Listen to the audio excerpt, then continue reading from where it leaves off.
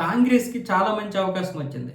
ఇంతకుముందు ఏమొచ్చేసి సీజేపీ వాళ్ళు చేసినటువంటి నిరసనల్లో ఒక వారం రోజుల పాటు పార్లమెంట్‌ని వాయిదా వేయాల్సొచ్చింది. అయితే ఆ క్రెడిట్ అంతా సీజేపీ కొట్టేసింది. మరి కాంగ్రెస్‌కి పరిస్థితి ఏంటి? కాంగ్రెస్‌కి ఏమీ లేదు. అందుకే ఇప్పుడు పార్లమెంట్‌లో క్రెడిట్ కోసం ప్రయత్నాలు చేస్తున్నారు.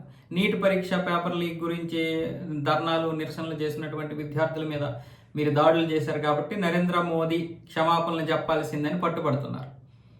దీనివల్ల నిన్న సభ అంతా వాయిదా పడిపోయింది. మళ్ళీ ఈ రోజు కూడా సభ వాయిదా పడిపోయేటటువంటి పరిస్థితులే ఉన్నాయి.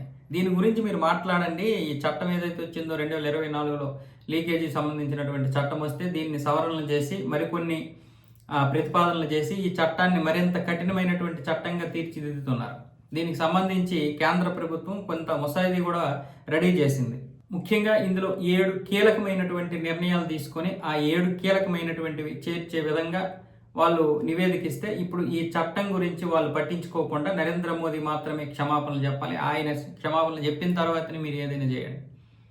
లోక్సభలో 6 గంటలు, రాజ్యసభలో 7 గంటలు దీని గురించి సమయం ఇచ్చారు ఓం బిర్లా గారు. ఈ యొక్క చట్టం గురించి చర్చలు చేసి మీరు దీన్ని పాస్ అయ్యేలా చేయాలని చెప్తే అవేమీ కాదు, నరేంద్ర మోదీ, అమిత్ షా ఇద్దరు క్షమాపణలు చెప్పిన తర్వాతనే ముందుకు వెళ్తుంది సభ అని చెప్పి కాంగ్రెస్ వాళ్ళు ఇప్పుడు ఈ సభను ముందుకు వెళ్ళకుండా చేసేస్తున్నారు. నిన్నంతా పూర్తిగా అదే గోల.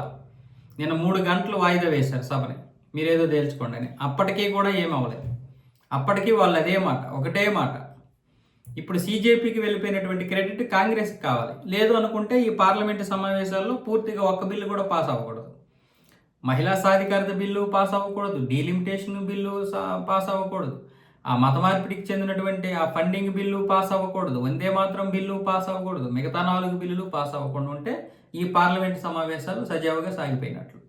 ఇది కాంగ్రెస్కి ఒక మంచి అవకాశం, నీట్ లీక్ పరీక్ష అనేది.